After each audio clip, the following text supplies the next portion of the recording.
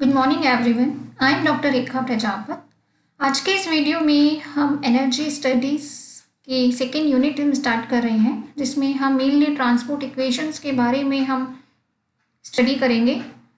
So today हम उसका introduction part हम यहाँ एक्सप्लेन करेंगे और साथ ही मैं बात करूँगी basic ingredients for the transport equation की। देखिए, हम बात कर रहे थे सोलर सेल की। सोलर सेल जो कि एक सेमीकंडक्टर मटेरियल से डिज़ाइन किया जाता है, और जब इस सेमीकंडक्टर मटेरियल पर सनलाइट इंसिडेंट होती है तो वहाँ पे कुछ वेरियस प्रोसेसेस होते हैं जिनके कारण हमें यहाँ पे सनलाइट का कन्वर्जन इलेक्ट्रिकल एनर्जी के फॉर्म में हमें मिलता है। So the absorption of photons in the active absorber layer of a solar cell produces electron और hole pairs causing an excess minority carrier concentration to build up there। Means जब भी हम किसी सोलर सेल पे, जो कि active और absorber layer से बना होता है, जब इन पर फोटॉन्स का इंसिडेंट किया जाता है तो फोटॉन इनके द्वारा एब्जॉर्ब कर लिए जाते हैं और सोलर सेल के द्वारा फोटॉन के एब्जॉर्प्शन से इलेक्ट्रॉन और होल पेयर जनरेट होते हैं, जिससे वहाँ पे माइनॉरिटी कैरियर कंसंट्रेशन डेवलप होती है। इस प्रोसेस के दौरान वहाँ पे डिफ्यूजन प्रोसेस होता है, साथ ही सरफेस रिकॉम्बिनेशन प्रोसेस भी होता है, and these processes attempt to restore the conduction band और valence band system to its dark thermal equilibrium condition under the constraint of charge neutrality. यदि हम एक एफिशिएंट सोलर सेल की बात करते हैं तो एक एफिशिएंट सोलर सेल में जो मोस्टली कैरियर्स होते हैं, इनका जंक्शन रीजन में डिफ्यूजन हो जाता है, जहाँ पर यह कलेक्ट कर लिए जाते हैं। यहाँ पे अब हम बात करेंगे ट्रांसपोर्ट इक्वेशन की। ट्रांसपोर्ट इक्वेशन जो कि various processes like generation of carriers, recombination process, diffusion और फील्ड इंड्यूस्ड ड्रिफ्ट प्रोसेस को रिलेट करती है। उस इक्वेशन को हम यहाँ पे ट्रांसपोर्ट इक्वेशन का नाम दे रहे हैं। फाइनली जो ट्रांसपोर्ट इक्वेशन का सॉल्यूशन है, उसके द्वारा हम एक सोलर सेल से मिलने वाली लाइट जनरेटेड करंट के लिए हम एक्सप्रेशन फाइंड आउट करते हैं।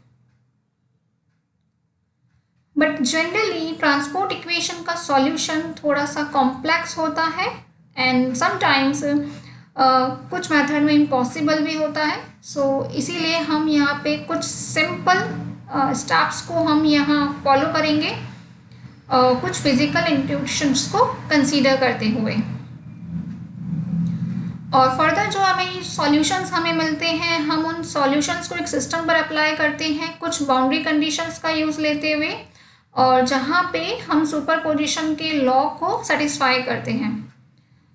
और इन सॉल्यूशंस के द्वारा हम फाइनली इनेबल होते हैं एक सोलर सेल की थियोरेटिकल क्वांटम एफिशिएंसी और उसके स्पेक्ट्रल रिस्पॉन्स को कैलकुलेट करने में।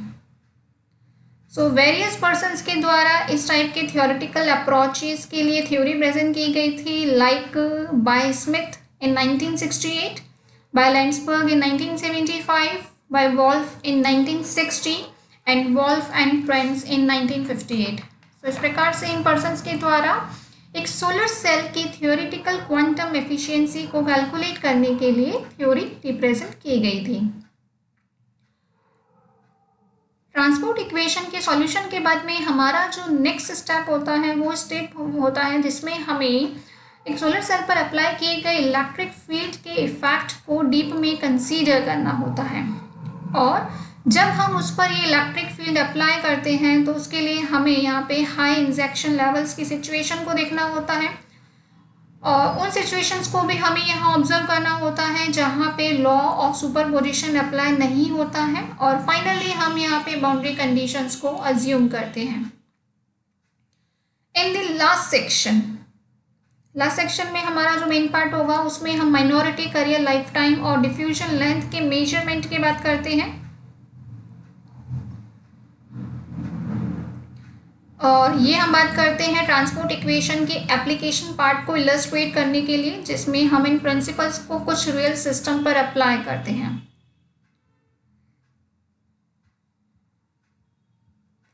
अब हम यहाँ पे इसका एक एग्जांपल लेते हैं। लाइक हम एक पी टाइप मटेरियल लेते हैं जिसमें मेजर जो एब्जॉर्बिंग एलिमेंट है सोलर सेल का, जिसमें हम बात करते हैं minority career diffusion length electron के लिए ज़्यादा होती है होल्स के कंपैरिजन में। सो एक इस टाइप के पी टाइप लेयर के लिए, जिसको हम एक सोलर सेल में as an absorber material use में लेंगे, उसकी हम यहाँ पे कुछ प्रॉपर्टीज़ या हम एक ट्रांसपोर्ट इक्वेशन अप्लाई करने से पहले उसके लिए हम एक डोमेन यहाँ पर हम डिस्कस कर रहे हैं। लाइक टिपिकल सोलर सेल के लिए यदि हम सिलिकॉन और गैलियम आर्सेनाइड सेमीकंडक्टर मटेरियल को यूज़ में लेते हैं, तो इन सेमीकंडक्टर्स के लिए हमने यहाँ पर एक कंपैरेटिवली पैरामीटर्स की डिटेल्स हमने यहाँ प्रेजेंट की है। लाइक मेजॉरिटी करियर यदि होल है तो उनकी डेंसिटी होगी सिलिकॉन के लिए 10⁻15 to 18, और for the gallium arsenide it is 10⁻12 to 10⁻14 पर क्यूबिक सेंटीमीटर। वहीं दूसरी ओर यदि इलेक्ट्रॉन्स के माइनॉरिटी करियर की बात की जाती है तो उस कंडीशन में डार्क और थर्मल इक्विलिब्रियम के लिए सिलिकॉन के लिए it is 10⁵, while it is for gallium arsenide it is 10 पर cubic centimetre.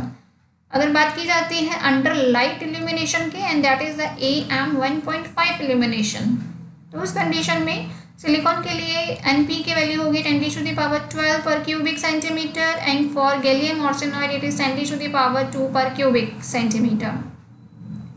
Similarly hole mobility μP silicon के लिए होगा 400 centimetre square per volt second inverse to, and same for the gallium arsenide, but there is a big variation in the electron mobility for the silicon and the gallium arsenide। जब बात की जाती है minority career electron की life time की, तो उनमें यहाँ पे हमें एक माइनर डिफरेंस देखने को मिलता है। सिमिलरली डिफ्यूजन लेंथ के लिए भी हमें यहाँ पे एक बिग डिफरेंस देखने को मिल रहा है सिलिकॉन और गैलियम आर्सेनाइड के लिए। तो यहाँ पर हमने एक डोमेन रिप्रेजेंट किया है सिलिकॉन और गैलियम आर्सेनाइड सोलर सेल्स के लिए। Now I am going to describe you about the basic ingredients for the transport equation. जैसा कि अभी हमने कहा है कि हम इस यूनिट में ट्रांसपोर्ट इक्वेशंस के बारे में स्टडी करेंगे, तो सबसे पहले आज हम उसके फंडामेंटल को डिस्कस कर रहे हैं, जिसमें हम कह रहे हैं कि हमने यहाँ पर एक एब्जॉर्बर लेयर को हमने कंसीडर किया है जो कि बहुत ही कम वॉल्यूम की है, like it is a thin volume, और साथ ही हम इस पर लाइट का इल्यूमिनेशन कर रहे हैं, और वो जो लाइट है वो मोनोक्रोमेटिक है, साथ ही यूनिफॉर्म लाइट की हम बात कर रहे हैं। So let us consider an isolated thin volume of absorber under the uniform monochromatic illumination, and it is shown here in this figure 1। अब क्योंकि हमने यहाँ पे एक एब्जॉर्बर लेयर ली है और उस एब्जॉर्बर लेयर पर हमने यूनिफॉर्म मोनोक्रोमेटिक लाइट का इल्यूमिनेशन किया है, तो उससे यहाँ पे करियर्स, चार्ज करियर्स का जनरेशन होगा। साथ ही यहाँ पर एक रिकॉम्बिनेशन प्रोसेस भी होगा, और ये होगा उनके सेमीकंडक्टर के थिन रीजन में। सो दैट्स वाई हम इस फिगर में देख सकते हैं that this figure is represented here for generation and recombination in a thin region of semiconductor। तो यहाँ पे हम देख सकते हैं that this is the conduction band, this is the valence band। यहाँ पे capital G is showing the generation rate, capital U is showing the recombination rate।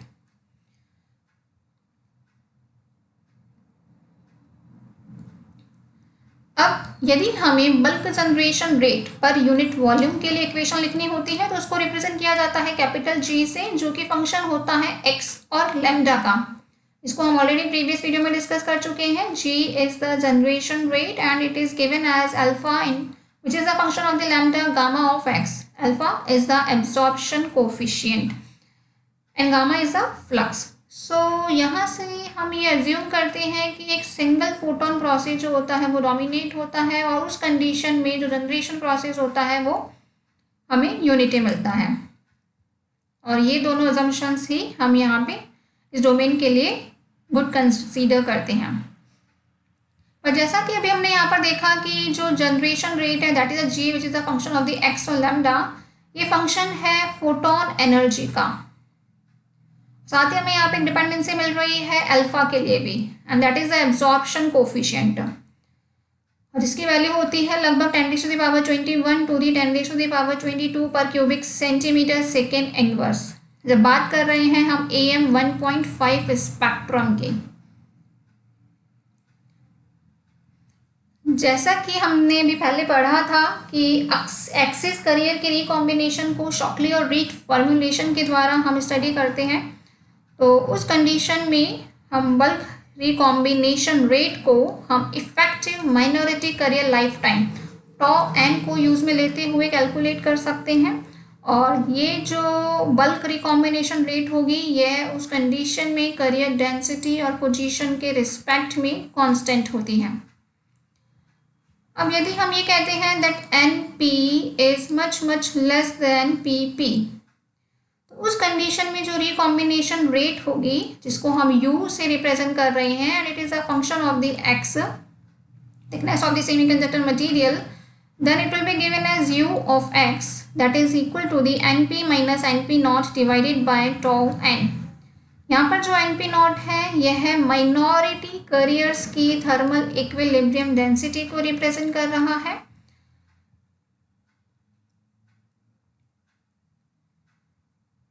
अब यदि आगे हमें NP के इंक्रीमेंट के टाइम रेट हमें बतानी है, लाइक DNP ओवर DT हमें रिप्रेजेंट करना है, तो उसका फॉर्मूला होगा GX माइनस ऑफ UX, यानी कि अगर हम जनरेशन रेट में से रिकॉम्बिनेशन रेट को सब्ट्रैक्ट कर देंगे तो हमें time rate of increase of NP per unit volume हमें मिलता है। So using this expression it is equal to the alpha which is the function of the lambda multiplied by gamma minus of NP minus NP not divided by tau n। यदि अगर हम आगे इसी condition को study करते हैं एक steady state के लिए, और साथ ही हम यहाँ पे देख रहे हैं कि बाउंड्रीज पर यदि किसी भी एक्सिस करियर का लॉस नहीं हो रहा है, लाइक उस कंडीशन में NP minus N naught will be equal to the alpha which is the function of the lambda gamma into the tau n।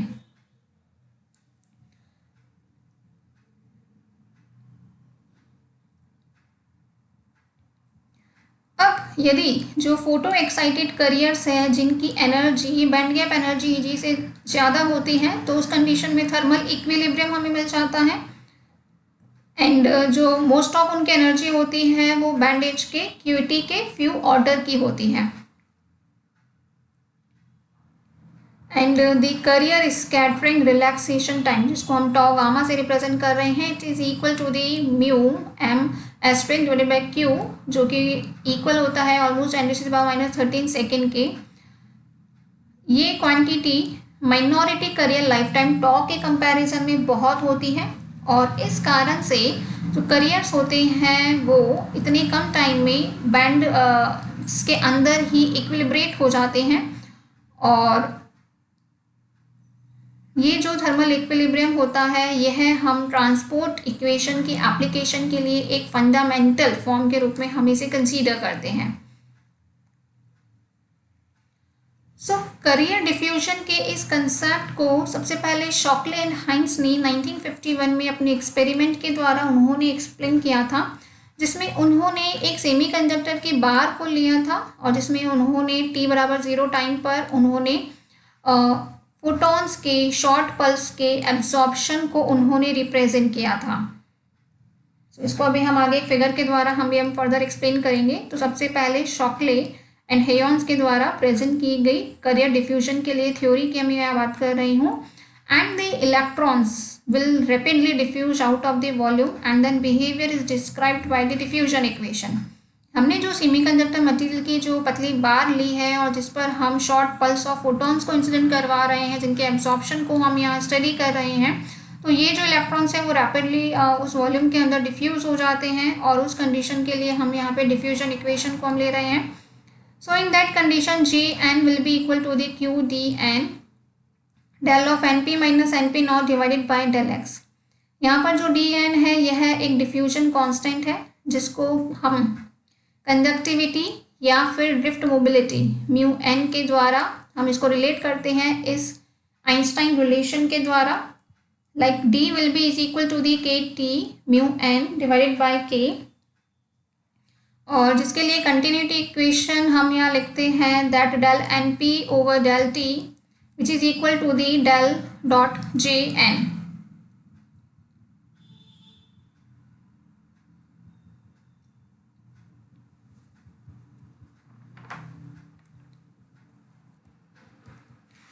So, यहाँ पे हम एक स्कीमेटिक डायग्राम देख रहे हैं हेंस शॉकले एक्सपेरिमेंट का, जिसमें हमारे पास में एक सेमीकंडक्टर मटेरियल है। इसके अक्रॉस हमने एक्सटर्नल पोटेंशियल डिफरेंस अप्लाई किया है। इसके अराउंड हमने एक ऑसिलोस्कोप कनेक्ट किया है और सेमीकंडक्टर मटेरियल पर एक मोनोक्रोमैटिक लाइट को इंसिडेंट किया गया है। इस टाइप के सेमीकंडक्टर मटेरियल के लिए यहाँ पे हम बात कर रहे हैं डिफ्यूजन और ड्रिफ्ट की हम यहाँ पे बात कर रहे हैं, और जिसके लिए हम यहाँ पे ग्राफिकल रिप्रेजेंटेशन देख रहे हैं career density NP which is the function of the x and t का। साथ ही हम यहाँ ग्राफिकल रिप्रेजेंटेशन देख रहे हैं JPXT का, यानी कि करंट डेंसिटी का, और ये रिप्रेजेंटेशन देखा जा रहा है डिस्टेंस के साथ में। साथ ही हम देख रहे हैं for epsilon which is equal to the 0 और epsilon which is less than 0। So we can see here, जब हम बात कर रहे हैं t बराबर 1 के लिए, तो हमें यहाँ पे एक शार्प पीक हमें मिल रही है। ये जो वर्टिकल लाइन है ये हमारी सेमीकंडक्टर मटेरियल की थिन बार को रिप्रेजेंट कर रहा है। एंड अगर हम बात करते हैं t बराबर 2 के लिए, तो जो हमारा करियर डेंसिटी का प्लॉट है डिस्टेंस के साथ में, वो इस टाइप से थोड़ा सा ब्रॉड हो जाता है और हमें यहाँ पे उसमें इस टाइप का बिहेवियर ऑब्जर्व होता है। वहीं दूसरी ओर जब बात की जाती है करंट डेंसिटी की वेरिएशन की with respect to the distance, in that condition we can also see here its variation for the two values of time, like t equal to 1 and t equal to the 2.